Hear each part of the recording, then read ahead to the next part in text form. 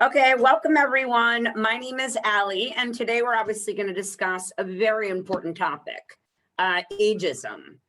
I'm not really sure if everyone is aware of this. It seems like so many people are not, but ageism has now dropped to 40 in this country, which to me is a little bit insane. So anyone who's on here is in their, late 30s, mid 30s, this is going to apply to you shortly.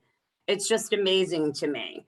But I'd like to start out by saying there are a lot of companies out there who are hiring, recruiting, and retaining older workers. I know that for a fact in their 40s, their 50s, their 60s, even in their 70s. Believe it or not, even in their 70s, because my company is one of them. So to me, that's pretty amazing because my company is very big on fostering a multi-generational culture that recognizes people's ability regardless of their age, which is so important because we tend to, back in the day, like companies, and still today, sometimes some companies tend to look at people who are a little bit older as if, okay, like it's time for them to retire. And they truly forget that, there's so much they can teach us. I know even when I started out in my career, I always loved working with older people because they truly are the ones who made me very, very successful. They're the ones who actually helped to teach me and help me get the promotions that I've always wanted.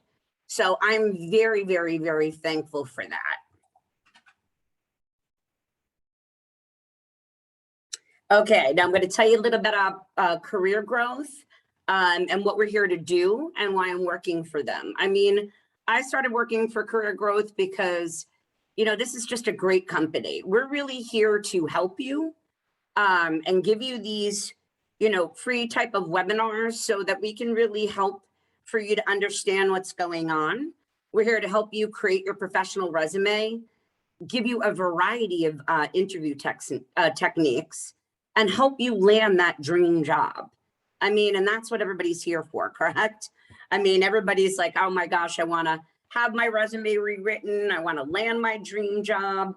And we're also going to take time to get to know you as a person when you're able to work one-on-one with the people within this organization. So we can learn about you, the position that you're seeking, and the company you want to target.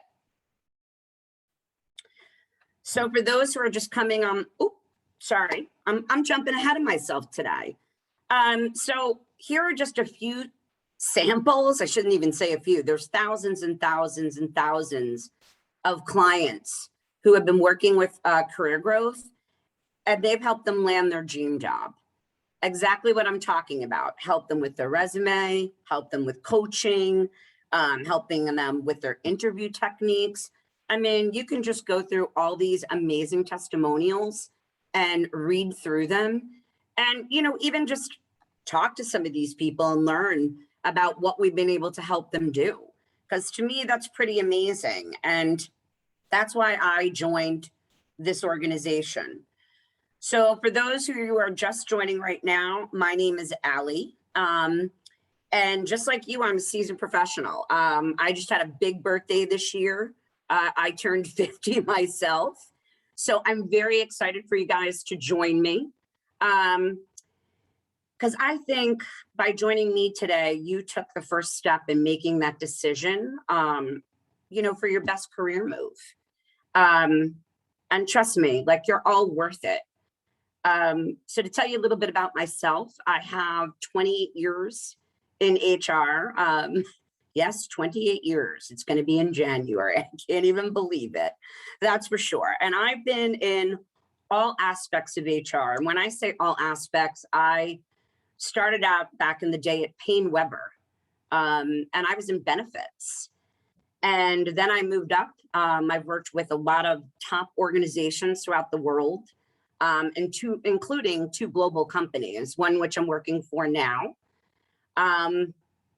And what's very interesting about how I got this job is when we're talking about like a seasoned professional and, one of the things I really want to say to you guys is that it's taking your transferable skills and learning how to put that in a resume and learning how to discuss it. And the reason why I'm saying that once again is because the job that I have now, while I've been involved in all aspects of HR, and that includes recruiting, I had not been involved in benefits since 1994 when I started my career at Payne Webber. And now that's what I'm doing at my current global company. And I was actually able to utilize that, that transferable skills, so to speak, put it on my resume, discuss, what I had done for them back in the day, and how I had been involved in benefits, but not directly handling all aspects of benefits and, short-term disability, long-term disability, and all of that fun stuff. And I landed this job, and I have to say, it's a pretty amazing job, great company to work for, and I just really, really love helping people. I always have. That's the reason why I started in HR and, eventually became a career coach, because I think it's so important, to work with seasoned professionals and truly help them land the dream job that they've been looking for. So for me, I can tell you, go on and on about all the clients that I've helped, but I'm just going to name a few. I had one gentleman who I worked with. He literally, when he called me, he was saying to me, every day I wake up and I dread going to my job. I dread it. Like, I can't even believe, come Sunday, and gosh, I hope you guys aren't like this as well. He would say, oh my gosh, that tomorrow is, I have to go to this job and I'm just going to be miserable and I don't know what I'm going to do. And he knew that there was something out there for him, but he just kept applying and applying and applying, and nothing was working for him. And so him and I started talking, and, just by reviewing his resume, one of the things that I realized is he wasn't using those transferable skills I was referring to before. His resume was not written properly. He was showing his age. And when I say that, like most people think nowadays, okay, I'm going to take my resume and I'm just going to throw it all on the paper. You really can't do that. When you get to a certain age, over 35, you really should only have 10 years of experience on there. And if you're a job jumper, I always suggest just putting the years instead of the exact dates on there, because you don't want anyone to think that about you, because maybe you moved for promotion. So basically, this is what I did with him. I also coached him and, helped him with different aspects of, landing that dream job. And believe it or not, he posted his resume and called me 3 days later, and he got the job of his dreams. And they flew him in on a Sunday. He went there on a Monday, and then he called me and he said they offered me the job, and he's still there today. And that was a few years ago. So I was very, very excited about that. And then I also had another young lady that I worked with, and, she was kind of the, the same way. Sorry, someone's raising their hand and I'm not really sure what I'm supposed to do. No. You can continue. Okay, I'm sorry. I apologize, everyone. I saw someone raising their hand, so I wasn't sure, if I needed to do anything. I had another young lady that I worked with, and believe it or not, she was in HR, but she also had always wanted to land that dream job in HR, and she, hated the current company she was with. She loved working in HR, but, once again, she too hated going to work every day, and she just dreaded it because of that toxic environment that she was in. And she felt, there was no room for growth within her organization. And, one of the things that I found with her that was very interesting is that she wasn't being coachable. Now, the most important thing, if you would like to advance in your career or you'd like to land that dream job, is not just those transferable skills. It's learning how to be coachable. And when I mean coachable, if they offer you a class, take the class. I don't care if it's a class that you think, that you know everything. To me, you never know everything about, every aspect of HR or whatever job you're doing. Anytime that I'm offered that free class, I want to take it. Anytime someone wants to give me negative or positive feedback, I'll listen, because I want to ensure that I'm coachable, because it can be that little tidbit that someone gives you, just like I'm giving you today, that can really truly help you find that dream job, advance in your career, and really help you to move forward. And I think that's really important. And, after a few sessions of working with her, she came to the realization that she was not being coachable. And she decided that, okay, maybe the job that she was currently in wasn't the perfect position for her, so to speak. But, she landed also that dream job because she started taking, some classes. She started working on her resume. She made sure that her age wasn't showing. She made sure that she was truly showing her skill set on her resume, because I think that's the most important thing that also people tend to forget. They tend to forget, their core competencies, so to speak, of how they excelled at each position. They tend to write what they do every single day, and you really can't do that on your resume. That really should be, just kind of a short blurb like underneath your title. And then after that, it should really list of how you've exceeded the expectations of the company and, why you'd be such a great hire. And then a lot of people also forget, especially at our age, because we're all seasoned professionals, right? Of writing that executive summary. Because if you've been in the industry for a number of years, that's what you should be writing. That executive summary showing, how amazing you truly are. So what I'd like to do is, I'd just like to ask everyone to please keep your mobile and your phones, mobile phones silent for a better learning experience. And what I'd like you to do is, if you'd like to ask a question, please, no need to raise your hand. Just go to your chat box. And you can type it in. Any of the questions that you're going to have once we, get to the Q&A. So I'd also like to tell you, just for joining me today, there is a bonus for everybody who attends this webinar until the end. It's only till the end. So just remember that. So you're going to get $169 worth of bonus material just for being here today. How amazing is that? We're trying to offer everything that we possibly can, to everybody who's taken the time, because we know even when you're at your job or when you're looking for a job, it takes a long time to find it. And just taking, this 90 minutes to spend with me, we want to give you something just for joining us today. So just remember, the bonus is only offered for the next 30 minutes at the end of the webinar, and it's $169 worth of bonus material. Okay, so the agenda for today is the Q&A session. And, with your permission, I'd like to also give you an incredible offer. No, wait. I'm sorry. Wait. Yeah, you can. Sorry, we're going to Q&A. Yes. So I'd like everyone to please type in any questions you may have.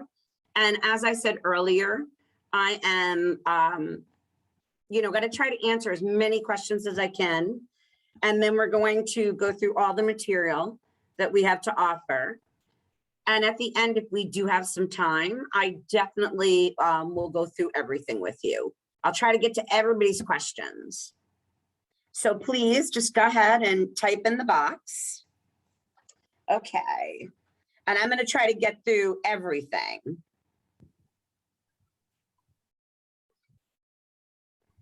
So just give me a moment because I have to read this.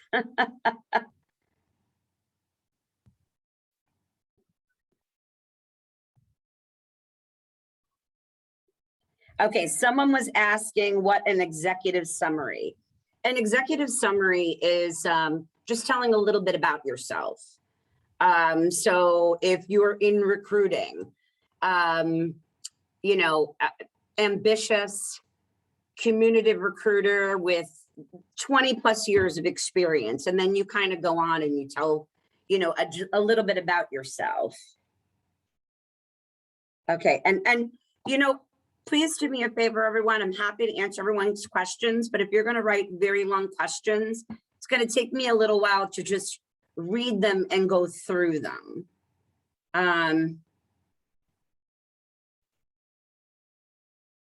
So Kevin, if you could just write a shorter question, because you're writing long paragraphs, so it's kind of hard for me to figure out the exact question that you're asking here. And then I can circle back to you.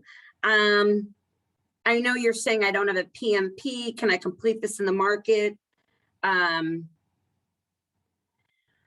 I mean, like, to get your PMP, Kevin, I mean, there are a lot of companies, if you go in for the position, that's actually one of the things that you can put on your resume, is that you can say you're willing to obtain it.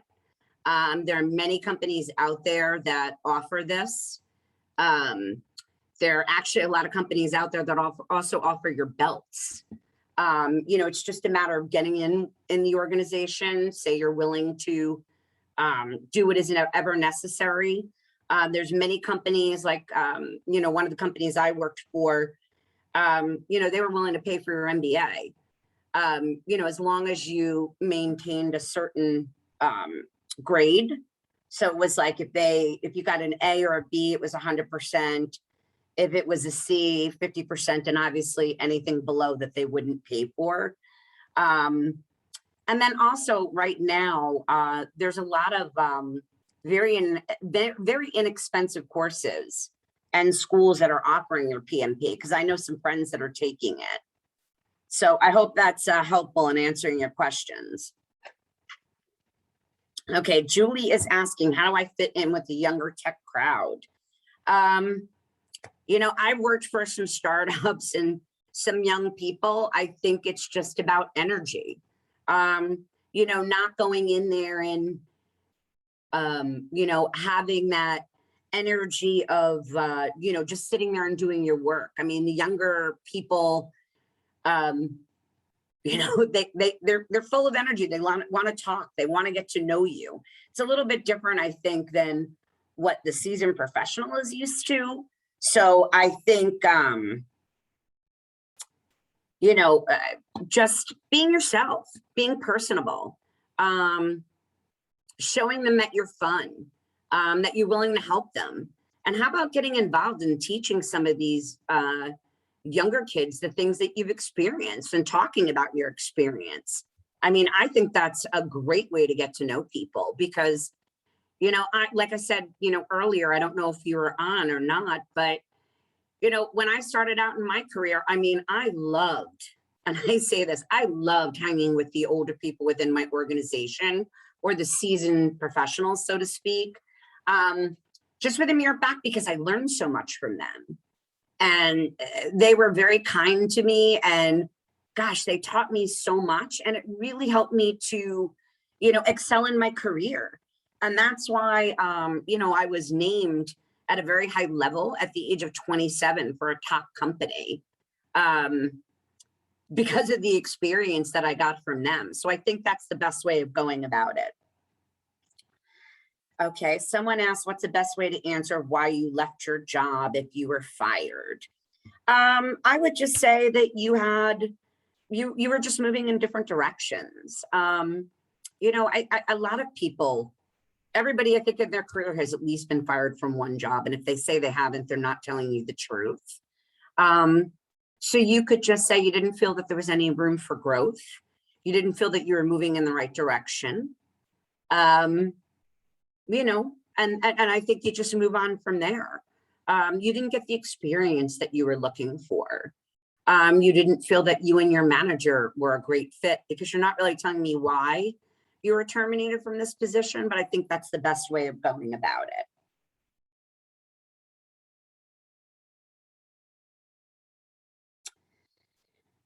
Okay, Florence, you asked, that's a great question.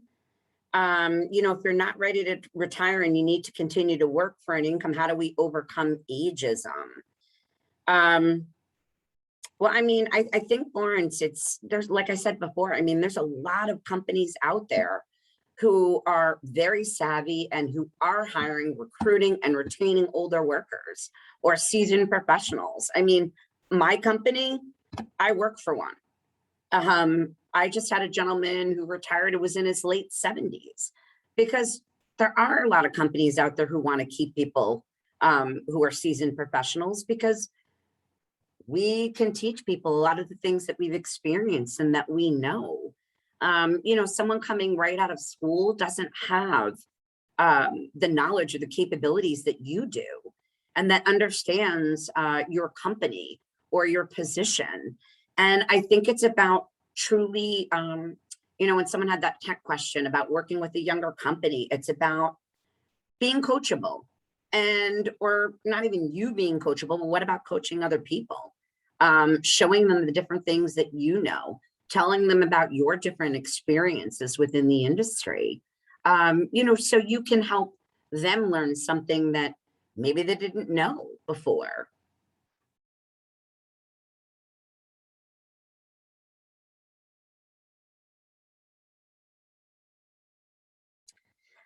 This is a very interesting question. How do you behave on a Zoom call with younger coworkers without seeming like a granny? That's an hysterical question, Julie. To me, I'm just big on being myself, whether I'm working with the seasoned professional or the younger crowd. I mean, I'm just always myself. And I think it's about having that high energy. You know, like I said earlier, guys, I just had a big birthday, a big birthday. And, you know, I'm at an age that I can't even believe. And I think, you know, most people don't know what my age is because of my energy level. So it's about having that energy level, having that free spirit, obviously remaining professional, so to speak, you know, like obviously we all have to remain professional, right? But, you know, learning to laugh at yourself and, you know, be very friendly, talk to people, you know, coach them a little bit, ask them questions about themselves, you know, really get to know people. I think that's truly important. And especially, you know, with this year and a half of being in COVID, I mean, a lot of people still aren't working in the office. I know that my company, we started to go back to the office, and now we can't anymore because of so many positive cases within our, you know, within our office. And so we do everything over Zoom. And one of the things that I really like is that, you know, I will hop on the call like maybe a few minutes earlier. I used to do that a lot, especially when I joined my company, so that I had that few minutes to chat with people that I'd never met before and kind of learn about them.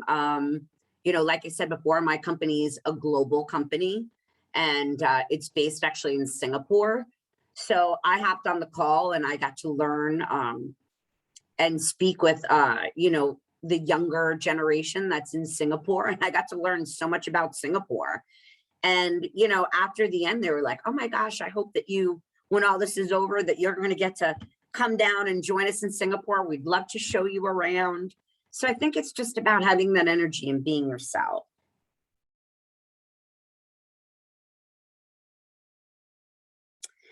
Okay, this is a very good question. How do we get great information from our past that is 20 to 30 years old on your resume and not appear old? Okay, Monty, first of all, you should only put, seasoned professionals should only have 10 years of experience. And depending on what field you're in, you can actually write your resume and gear it towards a very different way. I personally, on my resume, which has helped me gosh, I mean, not only land so many fabulous jobs with amazing, amazing companies, but also I get recruiters calling me all the time. And what I've done with my resume is I put on it, you know, HR, recruiting, project management, consulting. And then I kind of just list everything down. And then at the end, I have my employment. And then I only list those 10 years. And it just says the company, title, years. That's it. And then when I go into my interview, I can kind of explain all of that to them. But so you're not putting everything out there because you don't want to put 20 to 30 years, you know, on there. It should be 10, but you also want to incorporate all of your experience. So that's how I did my resume. So I would suggest, you know, doing that as well, or because I think that's going to be really helpful for you. Okay, you also asked for the first time that you had a recruiter directly ask you what year you graduated. First of all, I don't know why they would be asking you that in an interview. Personally, I've never done that. I mean, if I'm looking to hire someone, then of course, I would, you know, ask them to, when they're filling out the paperwork, to put in their graduation date. So I would imagine that's just a very, very young and inexperienced recruiter. But I mean, saying that, I mean, I would have to know more about it, but I still would only list the 10 years and take out your year that you graduated from college or grad school. That's how mine is. I have it listed on my resume, but I do not put any dates. And I tell them, you know, if I am hired, I would be happy to fill out all the information so that you're able to, you know, go through my background.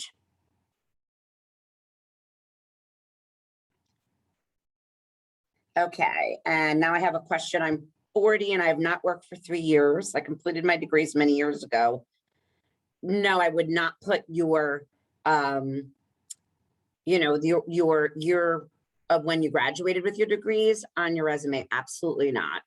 Now, if you haven't worked for 3 years and let's say you were taking care of, you know, because you didn't actually tell me why you didn't work for the past 3 years, if it was because of COVID, I'm going to tell you right now, employers are going to understand that. If it was due to a taking care of an ill family member, that's a transferable skill that you can put in there. If you're a stay-at-home mom, stay-at-home dad, that is a transferable skill. I think being a mother or a father and being a stay-at-home parent is probably one of the most difficult jobs in the world. You don't, because it's never ending. You know, normally when you go to work, I mean, now it's not 9 to 5 anymore. I work very long hours, but you know, when it stops, I can shut off my computer, I can turn it all off and it's done. But when you're a stay-at-home parent, it never ends. So you're doing the bills. If your, you know, children are involved in sports, you know, you're having to schedule a calendar, doctor's appointments, this, that, the other thing. I mean, there's so many different transferable skills of being a parent that you can just put on your resume. And when you start talking to that potential employer about all these things, trust me, they're going to understand and they're going to see. I know I have worked with another client and she had not worked in years, but she had 2 boys. And let me tell you, we were able to put her resume together to show those transferable skills and how it applied to her past positions, because she was in the music industry and how it was just very hectic and chaotic all the time. And raising 2 boys, you know, can be very chaotic for any child. And she landed a job. So you can do it. It's just a matter of, you know, figuring it out and writing it properly.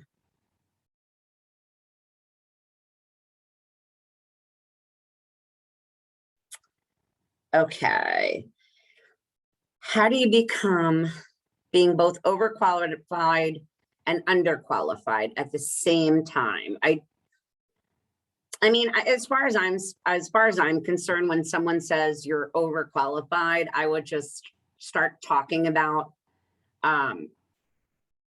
my skill set and those transferable skills. And I would also bring up the fact that I'm willing to learn, I'm coachable when you're talking about underqualified. You know, if there's a position and I don't have the necessary requirement for something, I always say, look, you know, with my current company, we used a system that I had never ever used. I had about 2 days to figure it out on my own to sign people up for open enrollment. And I just tell people, you know, I love to learn new systems. I'm very coachable.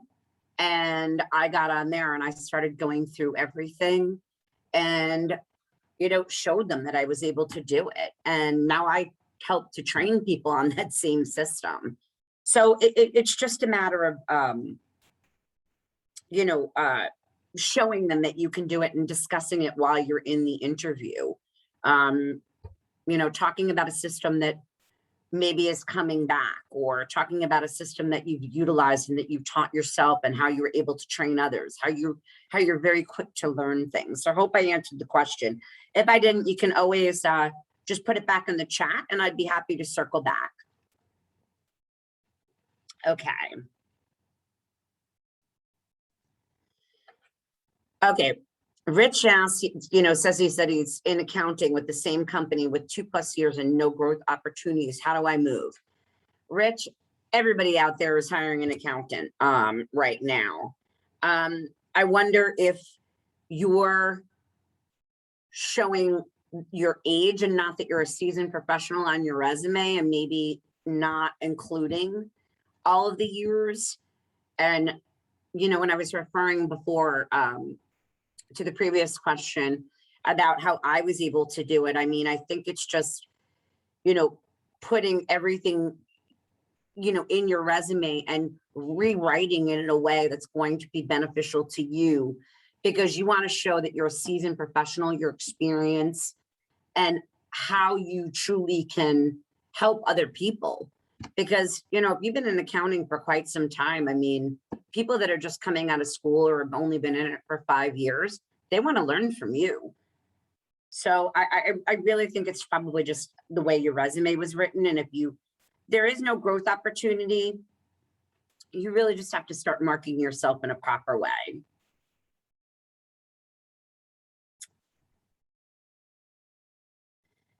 Okay, Stacia, how do you fill a gap on your resume or interview for not working for 3 years?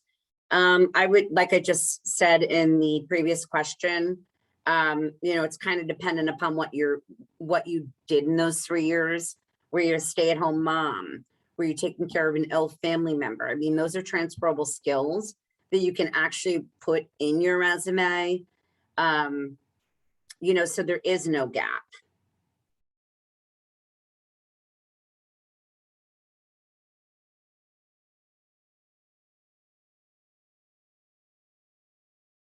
Okay, when you're, sorry guys, some of these are pretty long questions.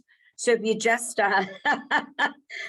if you just write shorter questions, it would make it easier. Okay, when your college diploma was gained 40 years ago and the online job application demands exact date, how do you come the ATS bias? Can this be overcome? Listing some of the most relevant courses completed since your college graduation.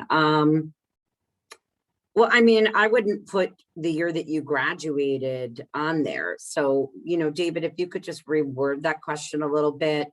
But, you know, when you're all putting on your college, it should just say college and the degree you obtained. Now, if you've taken any courses, like, believe it or not, I am a yoga instructor. I am also a kids and special needs yoga instructor. I also have that listed on my resume. I have a certification in coaching. I have a certification in onboarding. I have a certification in HR. I mean, I put all this on my resume, but I don't put dates because nobody needs to know that. When you go in and you actually are offered the position, then yes, then they're going to ask you to, fill it out for your background check, to make sure that everything is exactly the way that you stated. But it shouldn't be an issue. And you know what? You can also put on there when you're filling out the application, if they didn't ask you about your degree date, then just don't put it when you're filling out the application for the background check. Because if they liked you, and they're going to hire you whether you have a degree or not. And you'd be surprised how many people nowadays are hiring right now people who don't have degrees. One of the top companies in, I don't know if I'd say the world or the United States, but I do know it's in the US, is IBM. And the CEO of IBM said that he would prefer to hire someone with a great background and a great skill set than a degree coming right out of college. And he loves seasoned professionals. I have friends who work there. He's been online talking about it. So, there are, like my company too, there are a lot of companies out there who want to hire seasoned professionals, such as yourselves. It's just a matter of finding them.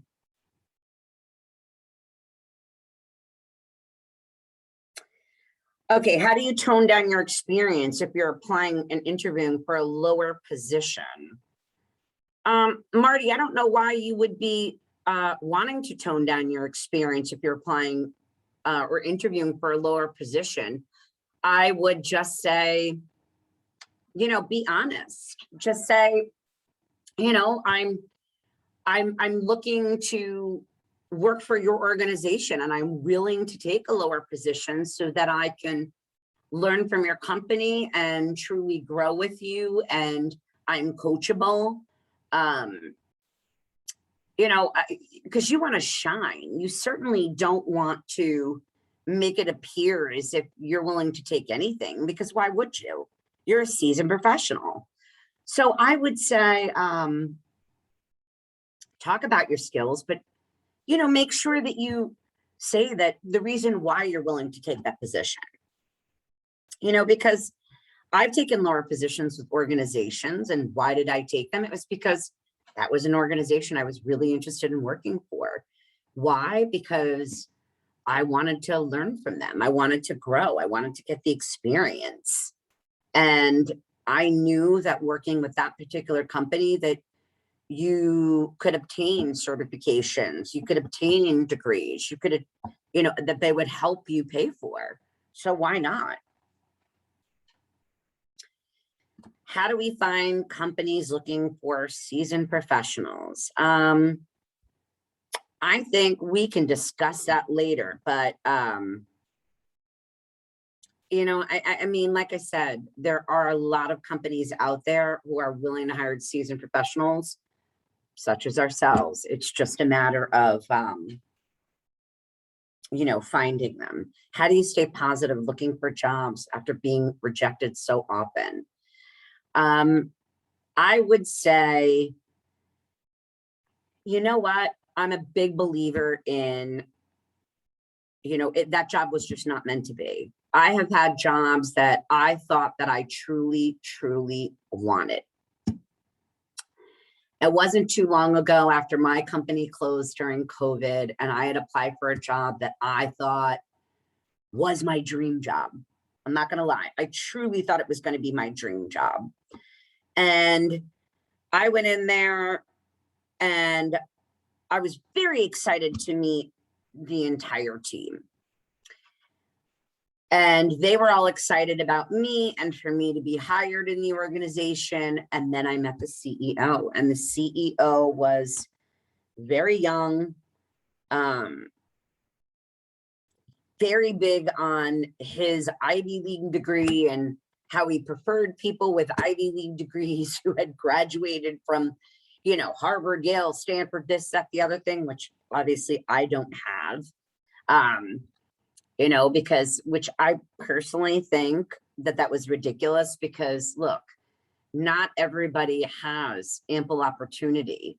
And it's not because you didn't have the grades, and it may not be because you didn't have this, that, the other thing. Could just be because you didn't have the money. You know, even back in the day, those colleges were very expensive, and now today they're even worse. So I thought it was going to be my dream job, and I was rejected. But when I was rejected, I remained positive and I continue to interview. And I was like, okay, you know what? That job just was not meant for me. And guess what? I landed my dream job. So to the anonymous attendee, just remain positive. And I know sometimes it can get very difficult when you wake up in the morning. But, one of the things that I always say is that every day is a new day. Every day the sun rises and the sun sets, and every day you can either wake up and say to yourself, I'm going to be positive today, and I'm going to find that job of my dreams, or you can go out there with a negative attitude. And, one of the things that I will tell you when they're doing that screening on the phone, smile, stand up, show your energy, because you can feel it over the phone. I know the minute I am speaking to someone over the phone and I am interviewing them, if they are just unhappy, if they just feel like they're down in the dumps. So I say, when you're in an interview, stand up, walk around the room a little bit, smile, like show that you're happy, because it will come through in your interview. I'm telling you that every time. Okay, I already answered, should you put your years you graduated college on your resume? No, I already answered that.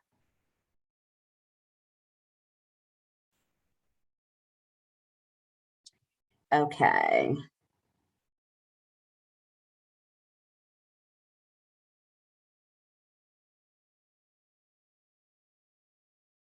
Okay, I had a number of interviews that I thought went well, very well, only to be told a week later we decided to go in another direction. I think they saw me on the virtual interview and thought he's too old. Regardless of my energy level or experience. Tom, if you could tell me what positions that you're going for. A lot of times we don't realize that our energy could be a little bit off. Like I said, like you got to smile, you have to have that energy, and and be coachable. Say to them, I've been in this industry, for X amount of years. That's what I always say to people, but I'm willing to learn new things. I love to learn new things. I'm hoping this position is going to push me forward within my career. I mean, saying little things like that really is beneficial, believe it or not. It's just saying those little tidbits, laughing. Even with most of the companies that I've worked for, they've always said to me, oh my gosh, you're always so happy. How are you so happy? And I think it's just about, like I said before, it's about waking up and deciding, today I'm going to be happy. Today is going to be amazing. And just spreading that joy. And it really comes through, like I said before, in an interview, whether you realize it or not, whether it's virtual or just over the phone, I can tell immediately of someone's energy.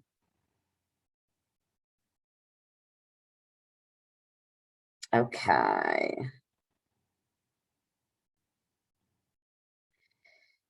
How or where can I post my resume?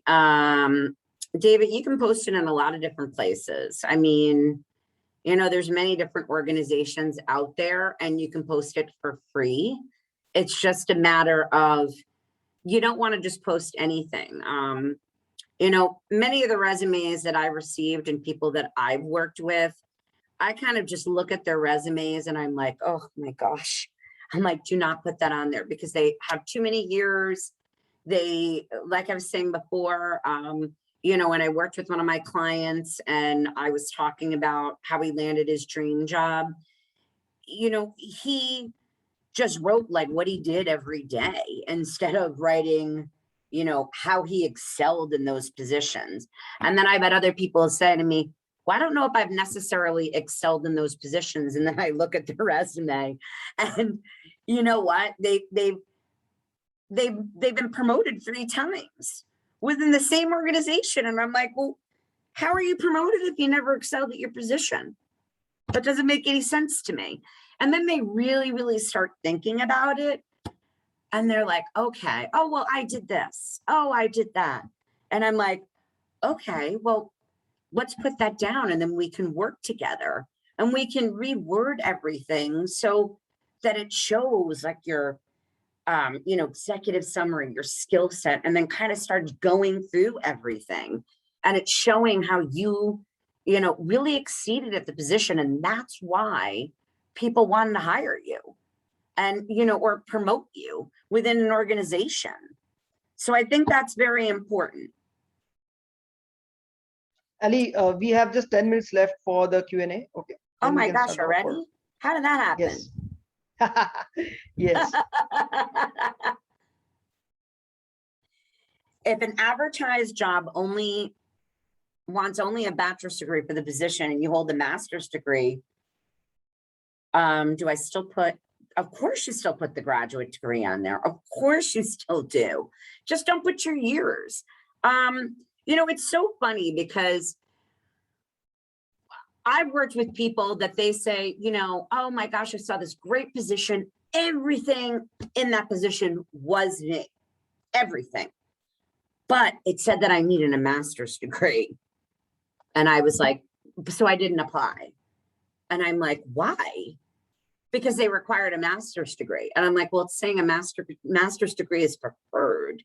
It doesn't mean that you wouldn't get the position or that you wouldn't be interviewed. So always apply to every job that you think that you'd be a good fit for. Because like I said, it's about using those transferable skills and putting it on your resume. And then when you're at the interview, you can talk about all of your experience, all of it. You just don't want to put it on your resume because then that's going to show that we're seasoned professionals, right? But once you get in there, and that's another thing that I can teach many of you is I like to call it, and don't tell other people this, but I like to call it how to take over an interview. When someone asks me one question, I can quickly go through and circle back and go up my entire resume, starting from the beginning of my career, and then really highlighting the key points.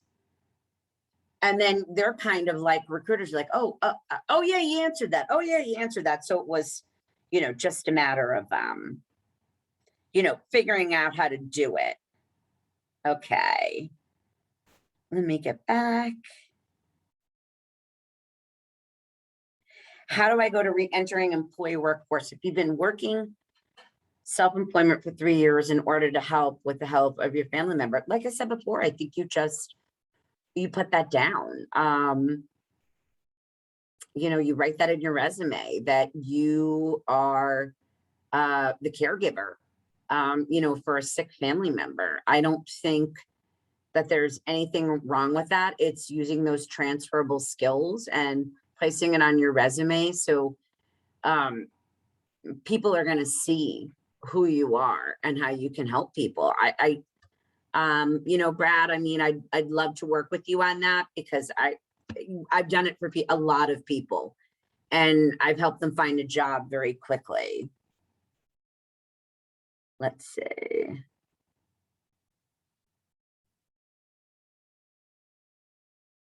Should you include a separate section listing your transferable skills on your resume? No, that's not what I mean. When I was referring to that before, like I have my resume written a little bit differently because I am a seasoned professional. I am of a certain age. So I've kind of, instead of listing, as I was saying before, all of my companies and then listing everything underneath one another, what I've done is I have a section that says just HR, and then I list all of my skill set under HR. Then I have recruiting. I list all of it under recruiting and so forth and so on. So that when you're looking at my resume, you're getting, my executive summary, and then it says highlighted skills, so to speak. And then underneath it goes through HR, recruiting, project management, this, that, the other thing, benefits. It's all kind of incorporated. And then it says employment. And then I have those 11 years in that little bracket of employment. And it will say the company, my title, and the year. I don't even put months. That's what I put in there. And then underneath it, I have my education. Because I think when you're a seasoned professional, there's a certain way to portray yourself. If you've been in the one particular industry for a very, very long time. And I think that that's very important, because the better you market yourself, the easier it's going to be to find, you know, a position. Okay, how much AI is involved in screening resumes, and that's why it's so important to reduce years of experience in your resume. I mean, I don't know how much of, you know, AI is involved in screening resumes. I mean, I know that there's a lot of systems that they use right now that seems to, you know, pick up on that key points. And another thing that I do, I mean, and when I tell people, like, if you're looking at a job, so to speak, and you see in there like a keyword, and you don't have it on your resume, but you know you've done it, but it was from a past job, then put it in your highlighted skills at the top, so it will automatically pick up on that. You know, especially if you've done it before. Obviously, if you haven't, I wouldn't put it in there, just so that you can, you know, obviously get contact from the person. But if you know that you have that skill set, put it somewhere in your resume, and it will be picked up when they're utilizing a system such as that. Okay.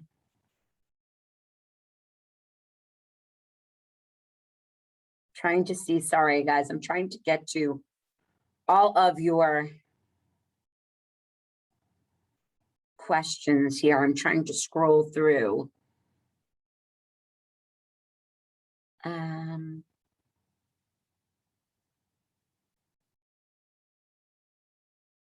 Oh, Julie, you're funny.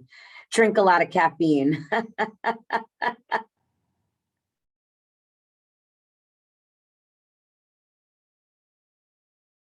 Okay, let's see.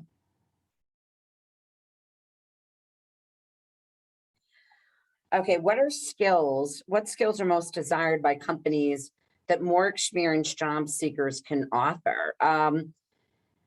And that kind of, it depends upon the position that you're applying for. You know, if you're a recruiter, I find that seasoned recruiters, I know for me, I mean, I've worked with as many as 100 open recs. So I've stated that on my resume.